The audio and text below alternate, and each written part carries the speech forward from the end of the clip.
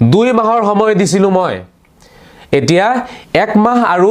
প্ৰায় 7 দিন পাৰ হৈ গ'ল এতিয়ালৈকে তেওঁলোকৰ কোনো খবৰেই নাই একো যোগাযোগে কৰা নাই তেওঁলোকে কিয় ক'ত গ'ল অসমৰ হেডমুল্লা ক'ত পলালে অসমৰ হেডমুল্লা মোক লাগিবই মাত্ৰ 22-23 দিন আছে এতিয়া কোনে কিমান পঢ়িছে কাৰ কিমান কিতাপ মুখস্থ আছে উলাই যাব ন সন্মুখত বহিলে কোনে কেইটা লাইব্ৰেৰী মুখস্থ কৰিছে দেখা যাব মই খালি এটা কথাই কওঁ 20 বছৰ লাইব্ৰেৰীত থাকিছো মই বেছি একো নকওঁ আৰু যি সকলে মোৰ বিৰোধিতা কৰি আছে মই হেই সকলক আজি জনাব বিচাৰিম যে ঠিক আছে আপোনালোকে মোক ভাল নাপায় আপোনালোকে মোক বেয়া পাইছে কোনো কথা নাই আপোনালোকে যি সকলক ভাল পায় তেওঁলোকৰ মাজত হেডমুল্লাজন এতিয়ালৈকে উলাই নাহে কিয় এটো উত্তৰ দিয়ক মোক আপোনালোকে ভাল পায় ন মুল্লাবিলাকক অসমৰ মুল্লাবিলাকৰ তো ভক্ত হয় আপোনালোকে তা আপোনালোকৰ সেই গুৰুবিলাকৰ মাজত হেড গুৰুজন কেলে উলাই নাহে মুল্লা সকলৰ সেনাপতি কেলে উলাই নাহে মইতো মাতি আছো ন অকলে এজন মানুহ মই অকলে 1% গুটেই অসমৰ মুল্লাবিলাকক মই অকলে প্ৰত্যাহ্বান জনাই পেলাই কৈ আছো যে হেডমুল্লা মোক লাগে এতিয়াও কি আপোনালোকে বুজি পোৱা নাই নেকি যদি মোৰ কথাবোৰ মিছাই হলহেতেন তেতিয়াহলে মই সাহস কৰি নামাতিলোহেতেন মই মাতি আছো আৰু মোক লাগিবই যেতিয়ালৈকে হেডমুল্লা উলাই নাহিব তেতিয়ালৈকে কিন্তু মই এই কথাকাৰ কৈয়ে যাম আৰু যদি লাজ বোলা বস্তুটো আছে নহয় যদি লাজ আছে তেতিয়াহলে মই ভাবো হেডমুল্লা উলাই আহিব মুল্লাবিলাকৰ যদি লাজ আছে আলোচনাৰ বহক আলোচনা কৰি আটাইতকৈ ডাঙৰ জন মোক লাগে এই হৰু মৰু এই সাদাবিৰি খোৱা ফালতু কিছুমান মুল্লা যে আছে হেবোৰ মোৰ নালাগে একেবাৰে হেডজন লাগে গুৰুজন মহাগুৰু সেনাপতিজন মোক লাগে হেজন গুৱাহাটীত উলাই আহিব তেওঁৰ লগত মই আলোচনা কৰিম মই শুদ্ধ নে অসমৰ মুল্লা সমাজ শুদ্ধ হেয়া মই অসমৰ ৰাইজক দেখুৱাম অসমত বসবাস কৰা এই বিভিন্ন ধৰণৰ খ জাতি জনগোষ্ঠীৰ সকলো লোকে চাব পাৰিব সকলোৰে সন্মুখত মই কথাবোৰ দাঙি ধৰিম আৰু মই মুল্লাসকলক জনাই দিছো যদি তেওঁলোক উলাই নাহে নহয় তেতিয়াহলে কিন্তু পিছ মুহূৰ্তত আপোনালোকে মোক দুখ নিদিব সকলো ডাটা সকলো তথ্য মই অসমৰ ৰাইজৰ সন্মুখত দাঙি ধৰিম তেতিয়া বাধ্য হৈ যাম আপোনালোকে বহুত সহজ পাইছে ন যাকে তাকে গালি পাৰিব যাকে তাকে পাগল সজাই দিব মুস্তাফা কামাল আজহাৰী তেনেকুৱা মানুহ নহয় মনত ৰাখিব আপোনালোকক মই এতিয়াও সময় দি দিছো অসমৰ মুল্লাসকলক এই 23 দিনৰ ভিতৰত আলোচনা কৰি হেডমুল্লাজন গুৱাহাটীত যাতে অতি শীঘ্ৰে পঠাই দিয়ে মোৰ লগত যোগাযোগ কৰিব সেই মুল্লাজনৰ হাৰে গোটেই অসমৰ হাৰ হ'ব আৰু সেই হেডমুল্লাজন হৰাটোতো কনফাৰ্ম মই কৈছো হাৰাটো কনফাৰ্ম মাত্ৰ বহক আহি পেলাই মোৰ সন্মুখত বহক মোৰ চকু থৈ কথা পাতক গতিকে শ্ৰদ্ধাৰ ৰাইজ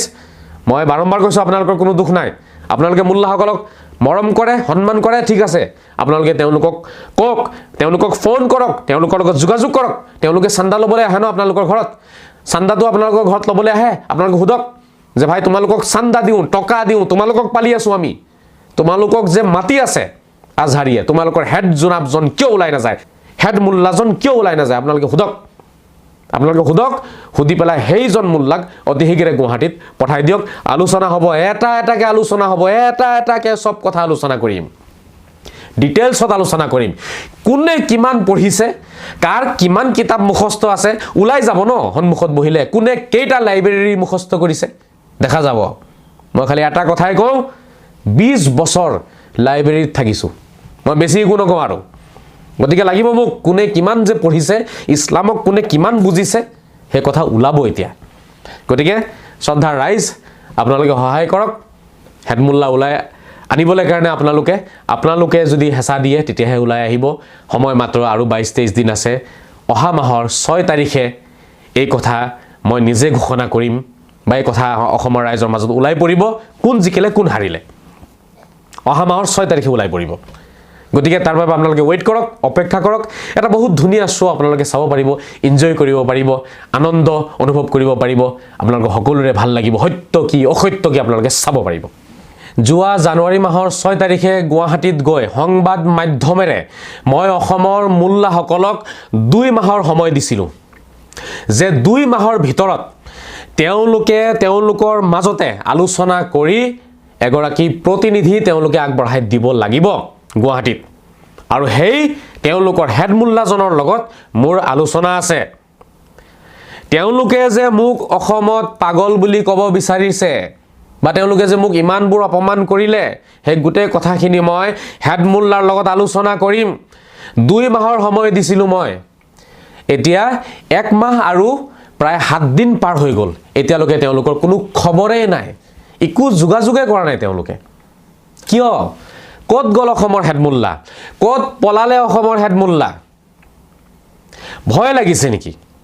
মোৰ সন্মুখত বহিবলৈ কাৰণে? তাৰ মানে কি? যদি ভয় লাগিছে তাৰ মানে আপোনালোকৰ ভিতৰত সেইখিনি জ্ঞান নাই চাগে, এনেই ইমান দিন ধৰি ৰাইজক ধোকা দি আছিলে, সঁচা কথাবোৰ নাজানে আপোনালোকে, পঢ়াই নাই সেইবোৰ কিতাপ, যি টি কথা অসমত বিয়পাইছে। এতিয়া মই ধৰিছোঁতো, এতিয়া আপোনালোকে পলাবলৈ কোনো ৰাস্তা বিচাৰি পোৱা নাই, মোকে পাগল সজাব বিচাৰিছে। পাগল কোন এইটো ওলাব, কিন্তু এইবাৰ পাগল কোন মই উলিয়াম।